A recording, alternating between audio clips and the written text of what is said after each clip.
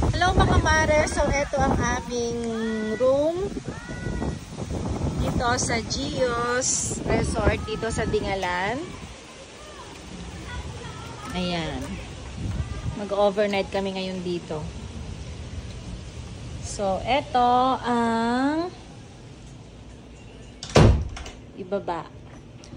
Dito sa room na to ay kasya ang 8. So, ayan. Andyan sila, Leaf and Liu. Malamig ba dyan, Leaf? Mainit. Mainit! So, ayan. Tapos, eto, meron siyang maliit na kitchen. Tapos, ayan. Tapos, meron kaming sariling CR. Ayan. Cutie.